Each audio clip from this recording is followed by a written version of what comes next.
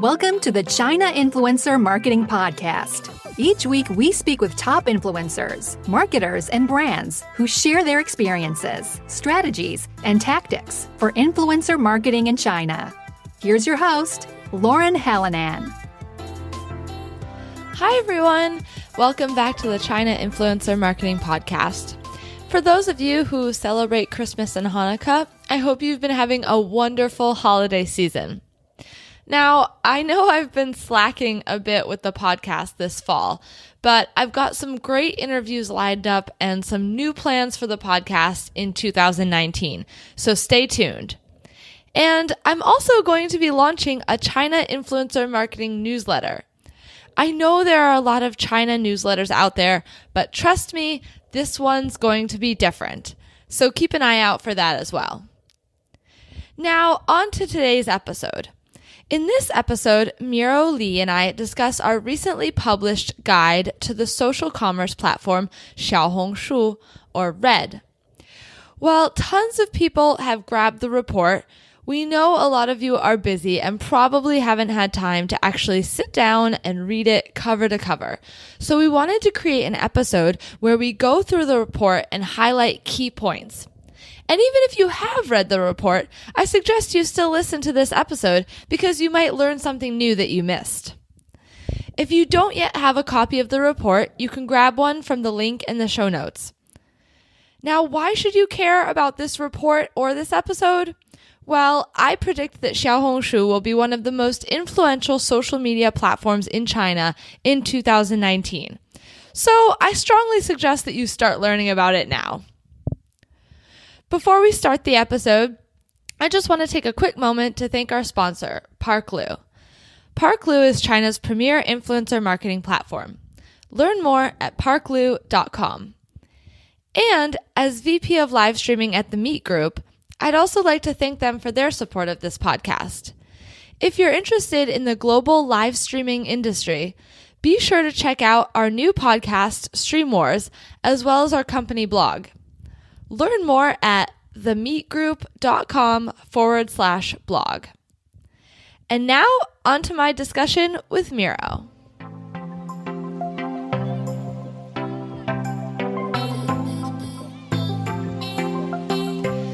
Hi, Miro. Welcome to the China Influencer Marketing Podcast. I'm really excited to have you on today. Hi, Lauren. Hello, everyone. My name is Miro. I'm co-founder of Double V Consulting. We are a consulting company very focused on Xiaohongshu marketing. So maybe some of you have heard the podcast of my partner, Elaine, before.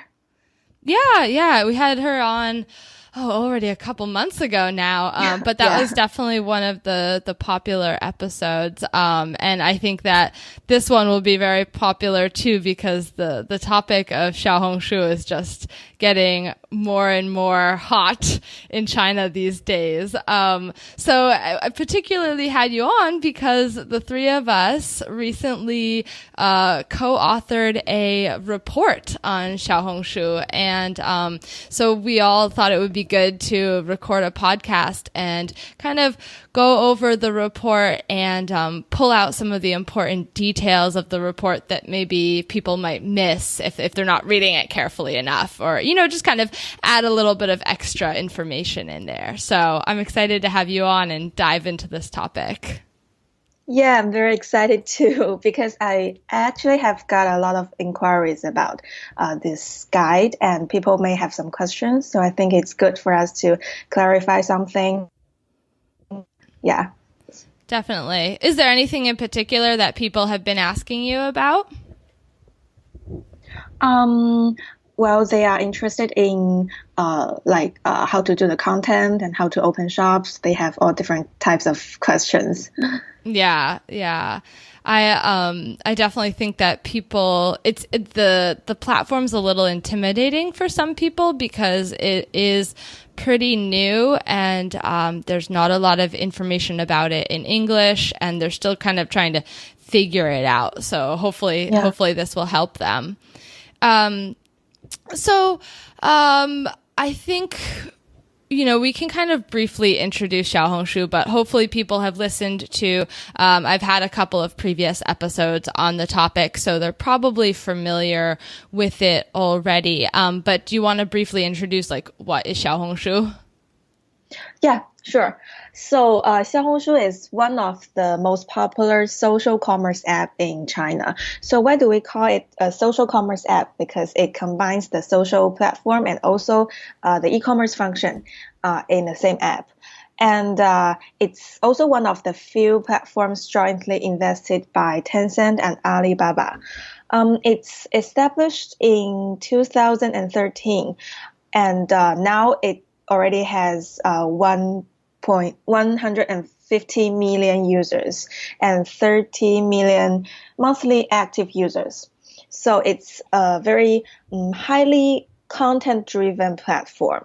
So when we look at the users, we can see more than 80% of the users are female and 84% of the users are under age 30. So it's a platform very popular among female millennials. Mm-hmm. Yeah. And could you explain a bit more, what do you mean by it's very content driven? So on Xiaohongshu, people like to share their own experience or their own feedbacks and reviews on products. And users also like to search keywords and to look at other people's comments and feedback. So the content is very important. If you have good content, like good pictures, a lot of words, then your content will be pushed to the top, and there you can get a lot of engagements. Yeah, and I think that, the big difference between maybe Xiaohongshu and, I don't know, for example, Douyin's really popular right now, but Douyin is very much about quick, fast entertainment. You're not really watching a Douyin video to learn anything. Maybe you'll see a product in a Douyin video and it'll spark your interest in the product, but Douyin videos are 15 seconds, maybe a minute long.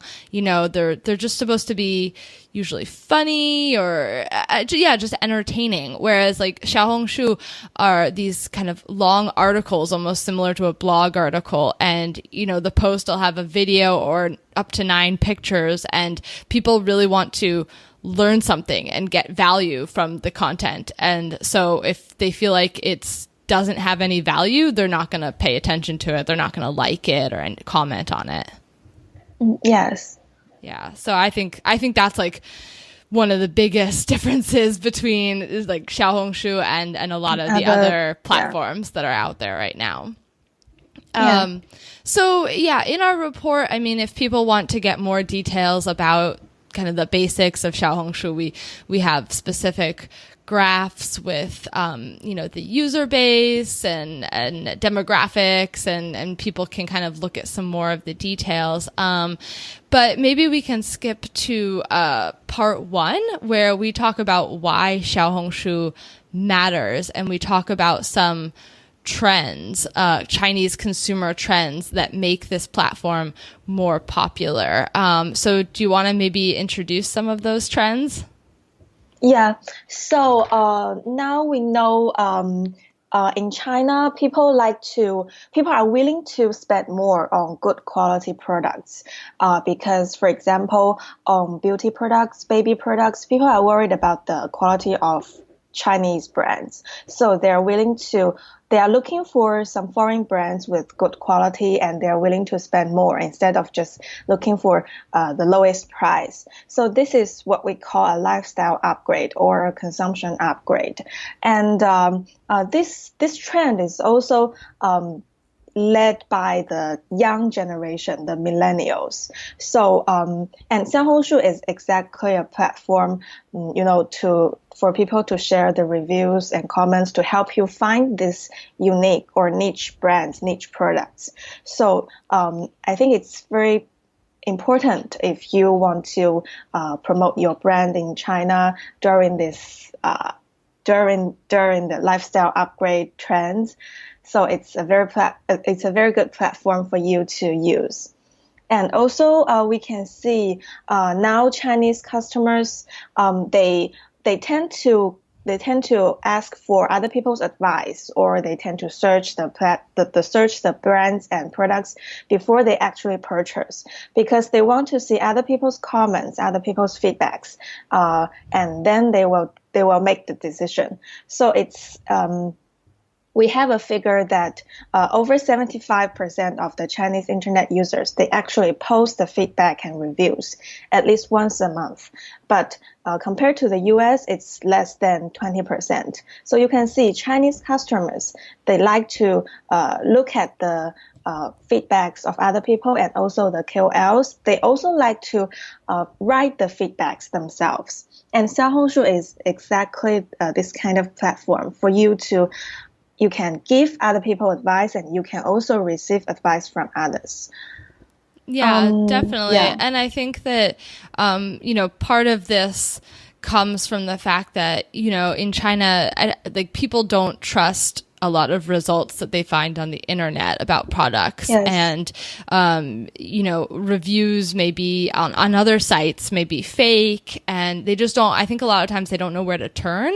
In the US, I think that Google is a pretty trusted search engine. The way that they rank everything, obviously there's ways to kind of like mess with the rankings a bit. There's some trick techniques, but in comparison, like with Baidu, I think the Google results tend to be a lot more reliable, and there's, I don't know. So I think that, Xiaohongshu is also so powerful because there aren't like other options or places for people to search for that information.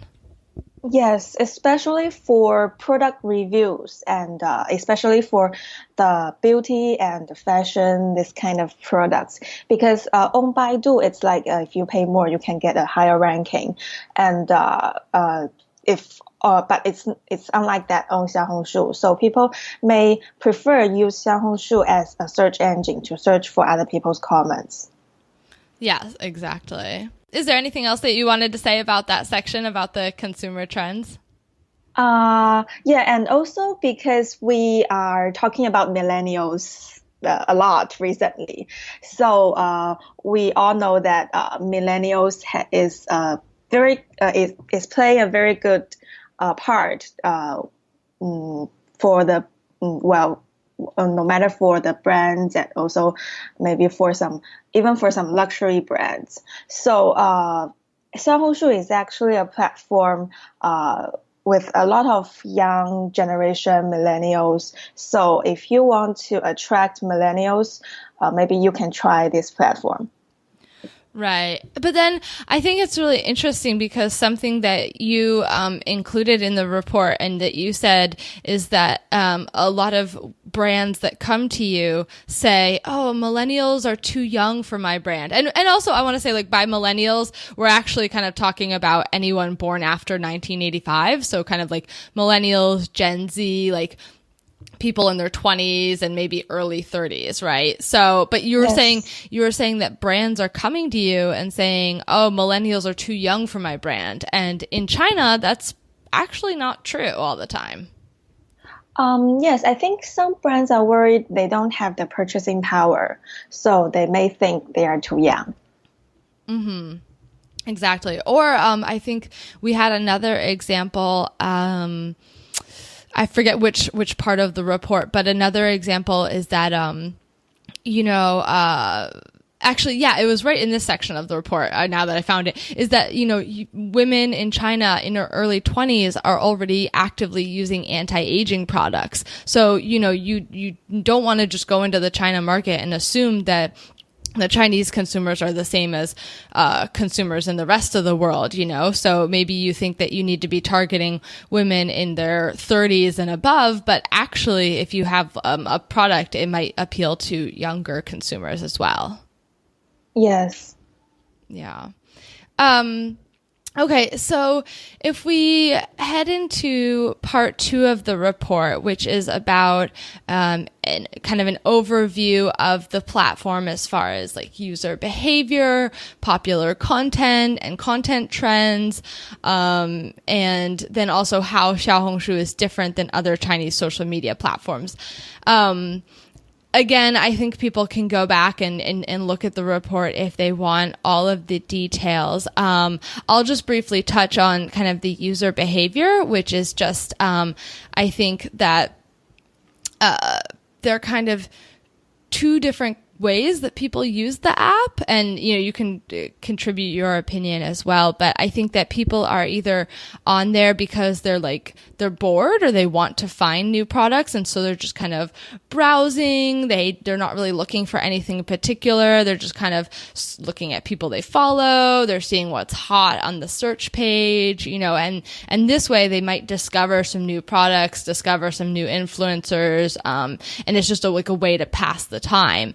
And then there's other people who go on Xiaohongshu specifically because they're like, oh, I really want a new bag. And they're looking specifically for a bag from Chanel. And they search specifically for that term, and they're looking through all the different reviews to decide if that's the bag that they want. So those are kind of the main ways that people use the app in my mind. Yeah. And I think a very big difference between Xiaohongshu and other social platform is Xiaohongshu is an open platform. And when you open the app, the default homepage is actually the explore page instead of the follow page. So you can see all the posts from other people. Instead, on the default page, you only see the posts from people who you follow. So it's actually encouraging you to browse and to also you can search. So it's actually encouraging you to do that. Mm-hmm. It can be really addicting because also the Discover page, the algorithm customizes the page based on which kind of posts that you look at. So just as Douyin can be really addictive, with the videos, Xiaohongshu can also be really addictive because every time I open it up, I'm like, oh, that post looks interesting. And then it's like half an hour later and I'm like, oh man, I need to get back to work. The algorithm knows exactly what you want to read. Yeah, and I also really like going onto the search page, and it shows hot topics that people are searching about, and I think it's really interesting to see what other users are searching for, and I like to click into that and kind of see what the trending topics are. Kind of the same that Weibo has the hot topics as well. I really like that feature. Yeah. I think search function is a very good function of Xiaohongshu because, for example, a girl wants to look for maybe a cream or a cleanser, but she doesn't know which one is best for her, so she just search cream and she can see other people's comments and at last maybe she can find the right one. So I think it's really useful function. I use it a lot. Yeah, it is. It is really useful. I've definitely found products through it. And I think that also a good way to explain it to people is just that it kind of feels like a mix between Instagram and Pinterest and a blog. It's kind of like all three of those pushed together into one app. So again, people can look through if they want more details about it, but I want to go down to the section where we talk about comparing Xiaohongshu to other e-commerce, more traditional e-commerce platforms. So in your mind, what is the difference between Xiaohongshu and a traditional pure e-commerce platform? I think the big difference is the customer journey. So on the traditional e-commerce platform, like pure e-commerce platforms, for example, like Tmall and JD, people go there and specifically looking for one product. And maybe they just search the product name and they can compare the price between different platforms or different sellers, and they can find the lowest price or maybe the most trustworthy seller, and they can buy. So it's for this pure e-commerce platforms, people know exactly what they want. The only thing they need to do is to compare the price. But for Xiaohongshu, this kind of social e-commerce platforms, people may not know what they want to buy. They're just randomly browsing and see other people's posts, and maybe they see one post and they got very interested, and they look at the product, and they go to the product page, and maybe they purchase. So it's what we call in Chinese 种草. So this is the different customer journey on Xiaohongshu. So you're saying that this process of like somebody discovering something and becoming interested in it, and then they end up buying it, this kind of process is called 种草, right? Yes. Got it. Because I think people probably have seen that term around. There's kind of a couple of terms that are a little bit specific to Xiaohongshu. I forget. Besides that, there's also 案例. Yeah. What is that? It's also same as 种草. It's like if I say I want to introduce this product to you, then I can say I 安利 this product to you. Yeah. Okay. Got it. And then there's also another word. It's like pulling out the grass. Instead of 种草, it's 拔草 or something. I forget. It's like if it's yes. and that is like if there's a product that a lot of people are saying is good, and then an influencer or somebody on Xiaohongshu starts to say that actually that product doesn't work as well as people say it does. You know, they kind of debunk the myth, yes. like that this product really isn't worth that money, and that's like the opposite effect. Yes, so that's called 拔草. Yeah. Yeah, I think that's really interesting too, is that this isn't just getting people interested in products. There's also a lot of posts that kind of are revealing the secrets behind some products too. Yeah, so brands should actually monitor these reviews. Maybe someone is posting the negative reviews of your product. Exactly. It's not all positive stuff on there. And then when it comes to kind of comparing Xiaohongshu with WeChat and Weibo, what are the main points that you think people should know? So first, Xiaohongshu is an open platform. This is very different from other two because WeChat is a closed circle. So you can only see your friends' posts, and you can see the WeChat official accounts. You can see their messages, but you are just passively receiving messages from official accounts. And on Weibo, it's half open. So the default front page is you can see all the posts from the people who you follow. You can also search, but I think users barely use Weibo as a search engine because it's not that good as a search engine. So Xiaohongshu as an open platform, it provides you so you can browse, you can search. So it's very different from other two. Other two, maybe you only use it to communicate with your friends, or maybe on Weibo you follow some big KOLs or celebrities, but on Xiaohongshu you actually interact with other regular users. You can actually see posts from other people you don't know. So this is one of the big difference. And another one is the algorithm. So Xiaohongshu is they provide the customized homepage to you. Everyone is looking at different homepage. For example, this week, maybe you search a lot about skincare and you can see a lot of skincare related posts. Maybe next week you search a lot about handbags and then all your front page becomes pictures of handbags. So it knows what you are interested in, and it's actually pushing this kind of content to you. Yeah, which could be really useful for brands because it's kind of like retargeting, with ads. Yes. A lot of brands use retargeting so that then you're being constantly reminded of the product that you're interested in. And this is kind of the same thing. You know, maybe you search for something and then you start seeing posts about that topic all the time. And then you end up wanting to buy it because you just see it so much, you know? Yeah.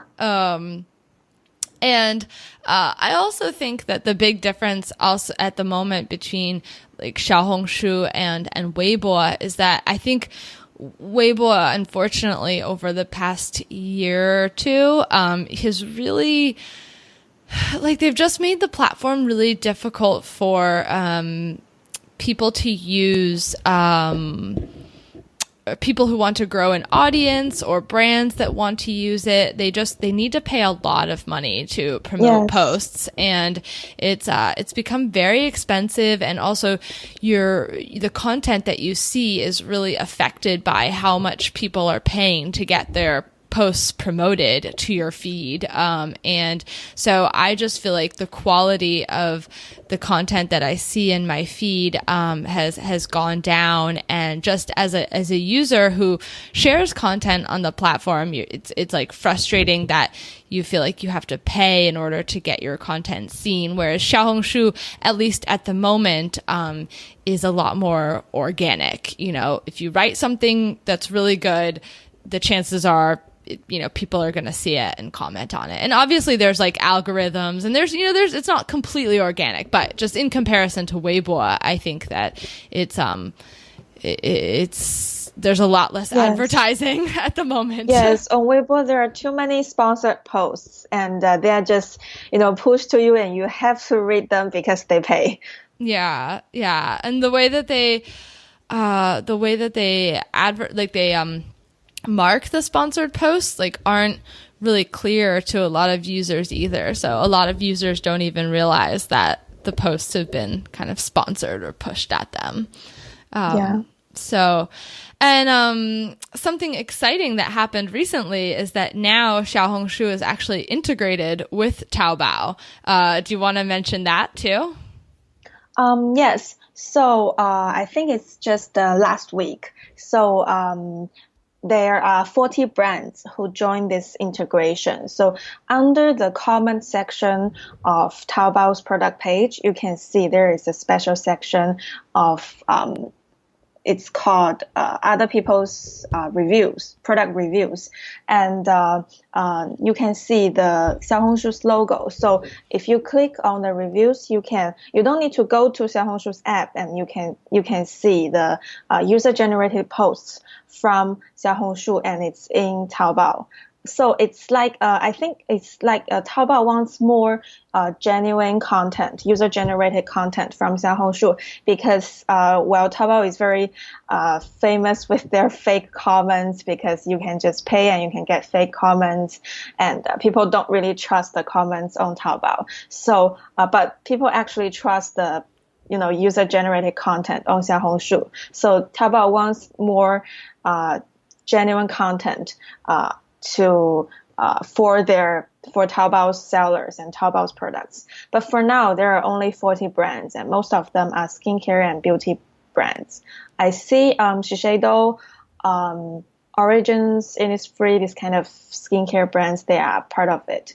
But we expect more of these brands to join the integration. So maybe in the future, maybe next year, they will have more posts, more content, and more brands join. Right. It's just kind of in an experimental stage right now. But it's pretty exciting, and I'm looking forward to seeing what will come of it. Do you think that anybody is going to not like this? Like, do you think that any Xiaohongshu users or Taobao, have you heard anything negative about this at all, or are people generally pretty excited about it? Not yet. I haven't heard any negative comments. I think for Taobao users, they are happy to see this, because they can't really find, they don't know if the comments are real. But now with comments from Xiaohongshu users, maybe they can feel, maybe this is the real content and I can trust this. Yeah, I hope that, I've heard some people voice the concern that now that there is this integration, that people are going to try and, I don't know, like plant fake comments or posts on Xiaohongshu. But I think that Xiaohongshu is, at least right now, they're pretty strict. And so I think that hopefully they'll do their best to prevent that from happening. Yeah, Xiaohongshu has the most strict rules about well, when you post. Yeah. So hopefully they'll keep that as they continue to grow. So if we move on to part 3, part 3 is about how brands can use Xiaohongshu, and I don't want to cover the entire thing, but I do want to talk about a brand official account because maybe a lot of brands aren't even aware that they can open up an official account on Xiaohongshu. And so maybe could you introduce like what is a brand official account and why might a brand want to have one? Yeah, so actually a brand official account is similar as a regular account, but you need to verify, you need to hand in some supporting documents like your business license and your trademark registration. And when you get verified, you can get a brand account label under your logo. So this brand official account, it's actually similar with WeChat official account, but it's also different. So the brand account on Xiaohongshu, you can use it as the official communication channel with your followers, with your users. You can, like a regular user, you can post content. You can also comment on other people's content. You can also collect their post. And when you verify your account, you can also have some more functions. Like you can display the posts from your users that post about your brand, and you can display it under your account. And you can also connect the brand account with your shop, so people will see your product list just under your brand account. So it's easier for them to read the content and also buy it. Yeah, and I mean, honestly, I've been learning a lot more about it through, talking with you and Elaine, and I think that the brand official account is really useful. Like I love the new features, of being able to have a whole page of,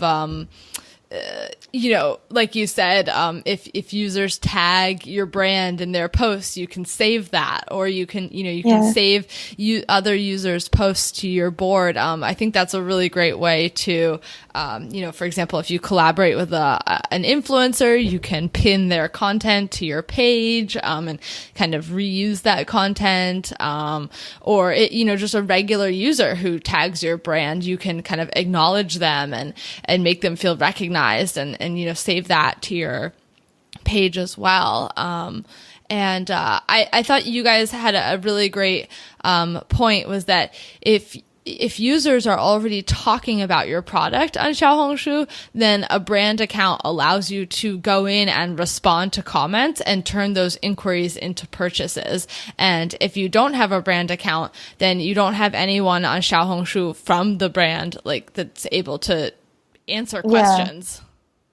Yes, because we see, for example, people talk about your brand. Maybe people also ask questions like, where can I buy? How much is it? And maybe someone also has some, negative comments. So this is where your brand account can really comment with them, interact with them, maybe explain, well, why do you think this is not so good? What can we do to make it better? Or where can you buy? We can send you the link, something like that.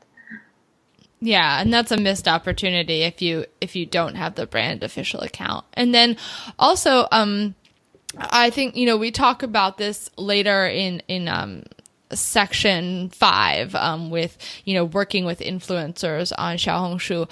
But could you talk about maybe why is a brand official account important if you're looking to work with influencers on Xiaohongshu? Yes, so this is actually the new rule from the platform. So if you want to work with the KOLs has to well, it's like some kind of register at their back end. So they have to state, I am working with this brand, and they have to tag your brand official account. Right. And so if you don't have a brand official account, then it's not as easy to do the sponsored post, or maybe there'll be issues with the sponsored post. Yeah, maybe it can get blocked. So it's kind of a risk that you run not having one. Let me see.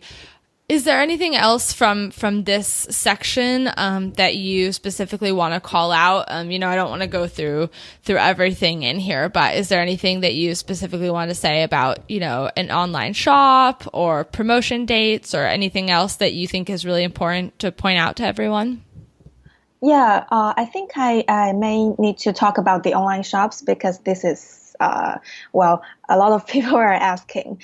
I think one good thing about Xiaohongshu, if you want to open your online shop on Xiaohongshu, is you don't need to have a Chinese license or a Chinese bank account. You can use your foreign company registration, and if you have a trademark, and you can use your local bank account to receive US dollar. If you don't know how to deal with the logistics, the platform can also help you, because they have 7 warehouses in different countries. You can just put your stock in their warehouse, and they will ship it for you. And they also take care of the custom clearance, tax, last mile delivery, everything. So I think it's easier for people to open shops on Xiaohongshu than on other platforms, because like Tmall, it's too big, and if you want to go to Tmall Global, they only want big international brands. So, but if you are already on Xiaohongshu, and if you are already creating building your brand awareness, it's actually helpful for you to apply for Tmall Global or big platforms like JD. Right, because it kind of shows that it proves that there's already interest and awareness in your brand in China. Is that? Yes. Yeah. And also the important promotion date. So people know that 11 is the biggest promotion date in China, but actually it's not. It's different on Xiaohongshu. Xiaohongshu's biggest promotion date is the anniversary. It's June 6th. And the second biggest one is the Red Friday. It's the red version of Black Friday. It's right, because Xiaohongshu's color is, just to clarify, Xiaohongshu's color is red, so they call it Red Friday instead of Black Friday. Yeah. So they also join Double 11 or 618, this kind of big promotion dates, but it's led by Tmall and JD, these bigger platforms. So, if you are on Xiaohongshu, if you are selling on Xiaohongshu, you should know that the biggest promotion date is June 6th and the Red Friday. Yeah, and I think part of that for, Red Friday or Black Friday is that because there are so many cross-border and international brands on Xiaohongshu. So a lot of these brands are more involved in Black Friday than maybe other platforms are. Yes. But I did think it was interesting this year. There was a fair amount of Double 11 related content on Xiaohongshu. They got pretty into it this year. Yes, because Double 11 is like a shopping festival for everyone in China.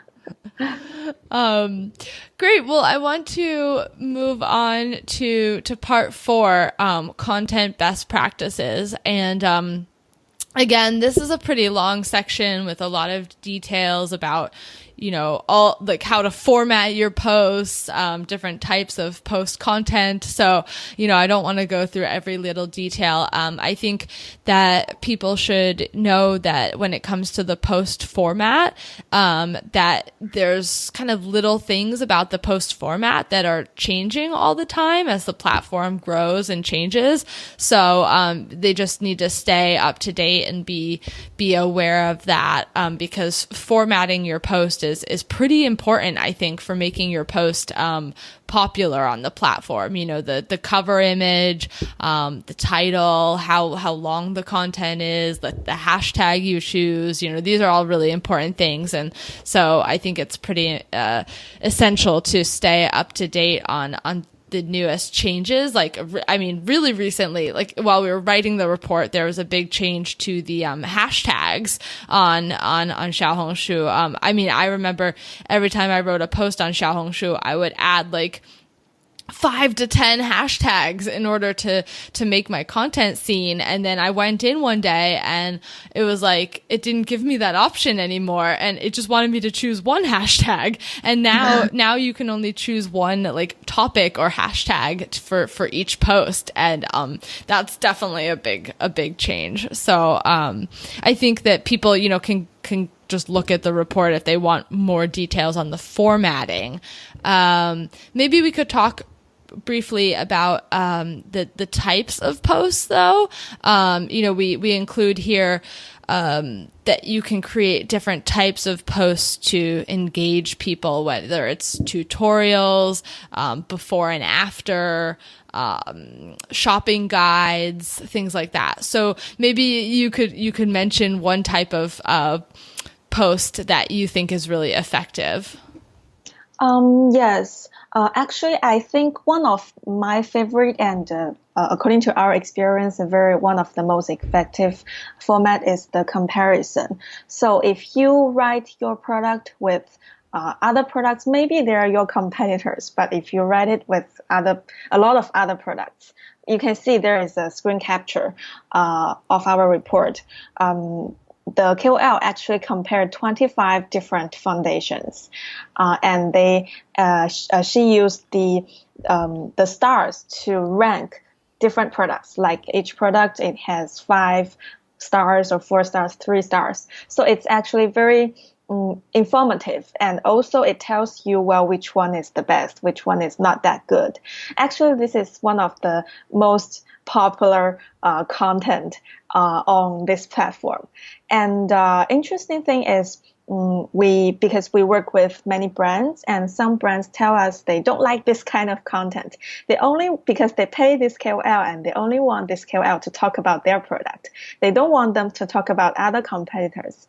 And maybe some brands even say, well, I want this. Why is this KOL only mention my brand one time? I want her to mention a lot of times of my brand, so people will know, people can search it.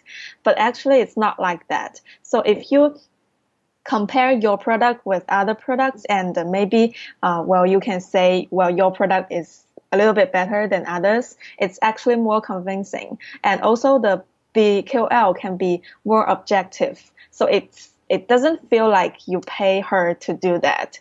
It's actually better for the user engagement and also the conversion rate.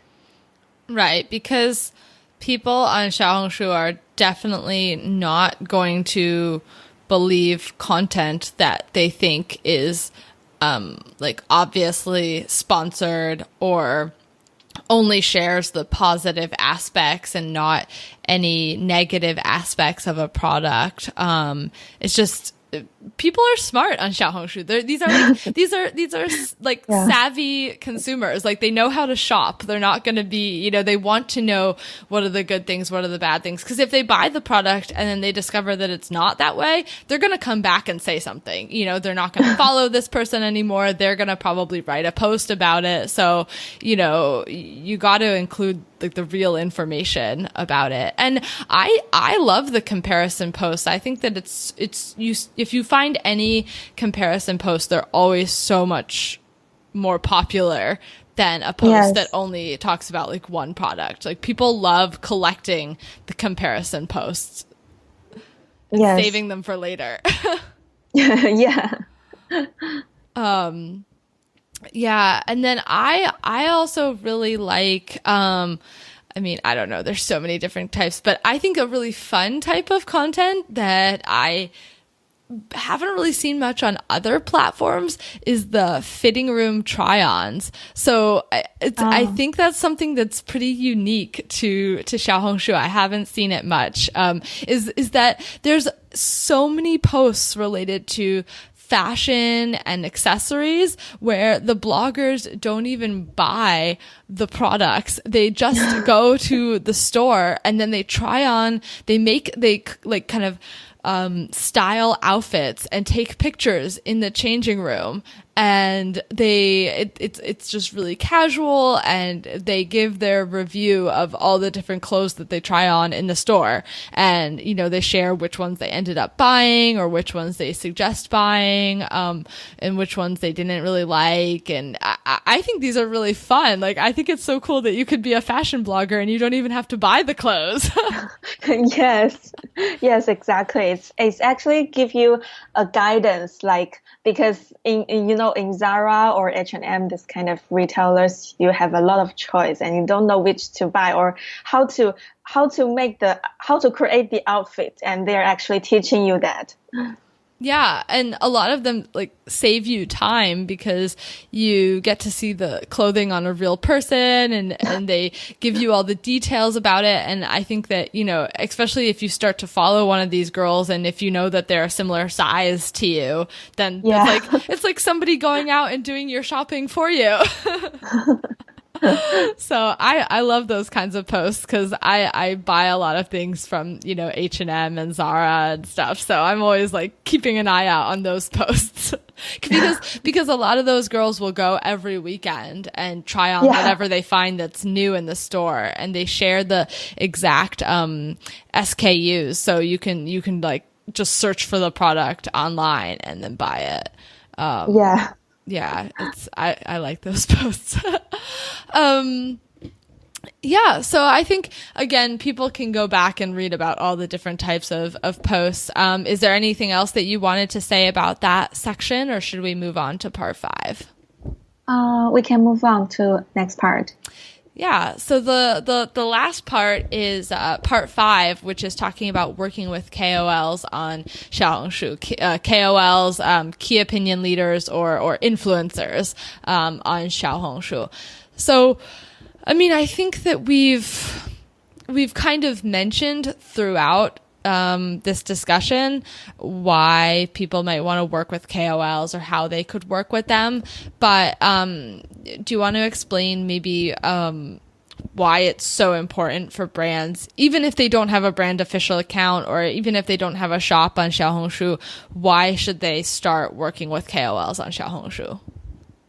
I think, for example, because we are working with a lot of new brands, new foreign brands, and because on this platform, we say it's a very content-driven platform. So if your brand doesn't have any content, like, for example, if someone see you on on Tmall, if you have a Tmall shop and people see you and they haven't heard of this brand, and they may come to Xiaohongshu to search your brand name. And if you don't have a lot of posts, you don't have a lot of people talking about your brand, it makes people feel it's not that good because no one is using your products.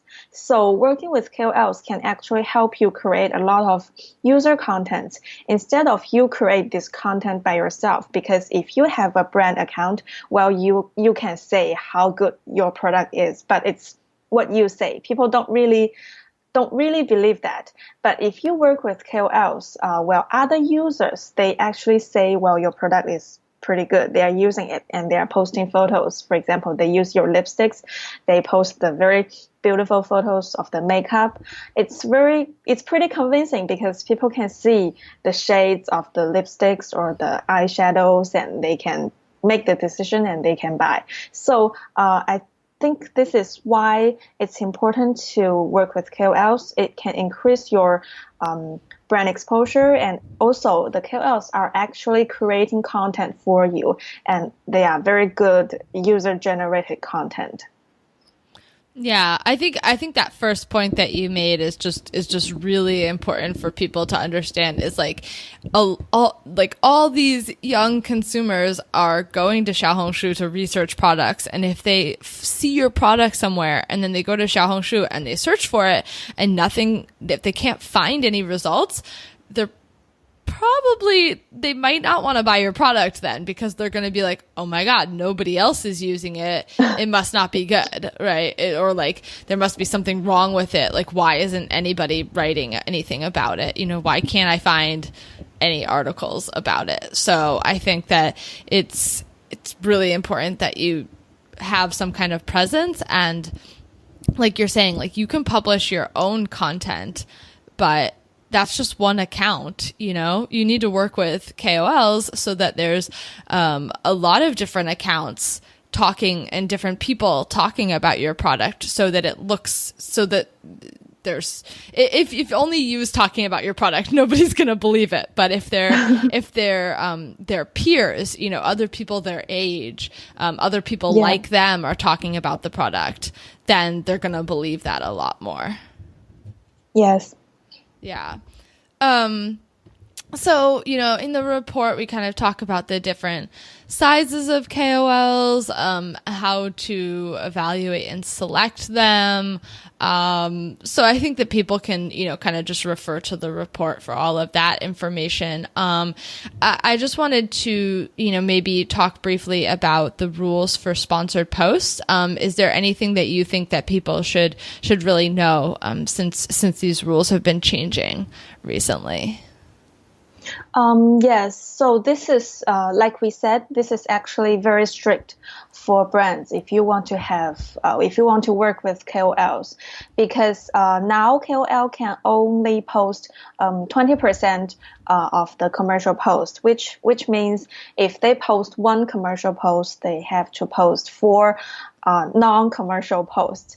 It's actually for KOLs, they have to take a lot of time to create the content, to take the pictures. So it's actually making KOLs harder to make money. Yeah, frankly. So for KOLs, they are actually selecting brands that they want to work with. So that's why some KOLs may say, well, I can't work with your brand because I have to work with others, or I don't have the schedule. And also, if the KOL's posts is like we said, you have to have a brand account, and the KOL have to tag your account and to register at the back end to say this is a commercial post. So if KOLs didn't do that, and this post is considered as a commercial post by the platform, so it may get blocked by the platform, and so it's no one can see it. So it's like, and the KOL can also be punished because they are posting too many commercial posts, and the platform may punish them by, they can't post for 1 week or 2 weeks, or even some KOLs can even get the account is deleted. So the rules are very strict now, and we think brands should really follow these rules and really study and understand these rules, because the platform really means it. And if they say they want to block our post, they will definitely block it. Yeah, and I mean, I think it takes more, time, or people have to study it more. But honestly, at the end of the day, I think that this is really beneficial, because this means that the platform's trying to protect the content on the platform and make sure that the platform doesn't become overrun with advertising. And they want to make sure that a lot of the content is still really, authentic, and it's not being persuaded by money, So I think that it's actually it's actually a really good thing in comparison to a lot of other social media platforms in China. So I think that brands just need to be really respectful of it and understand that that the KOL wants to follow the rules too, because like you said, they could get punished if they don't obey the rules. But I do think, correct me if I'm wrong, but right now the platform does not charge brands or KOLs a fee for sponsored KOL posts. They don't charge anything for that. Yes, because for now, maybe we see the Laneige post or some big brands post, but they work directly with the platform. It's not like it's not like you have a CPS system and you can just click it and you can pay. So for now, the KOLs or the brands, they can't really pay the platform to push the posts. Right, which I think is a good thing. I hope that, because I think, again, that's something that I find frustrating. I mean, eventually that might change because they might want to get a cut of, what the KOLs are earning. But at least right now it's better than, Weibo, the platform that is taking a huge cut. They're asking for a large fee, and like Douyin asks for fees as well, and a lot of platforms ask for a fee. So it's a good thing for brands right now. Yes. Okay. Well, I mean, I think that that's covered most of the report. And is there anything else that you really want to mention about Xiaohongshu or about the report before we wrap things up? I think we basically have talked about everything. Yeah, and I think if there's anything that we missed, I mean, well, we missed a lot. People can go and look at the report and they can examine all the details, but hopefully we kind of pointed out some of the things that we think are really essential and important for people to know about, because there's a lot to learn. It's a pretty complex, it's a whole new platform. There's a lot going on. It's growing really fast. But I mean, I'm definitely excited to see what happens in 2019 with Xiaohongshu. And I think that it's great that there's more and more people starting to pay attention to the platform, because, I think it's really been overlooked so far by a lot of brands, and people are starting to come around and take notice of it.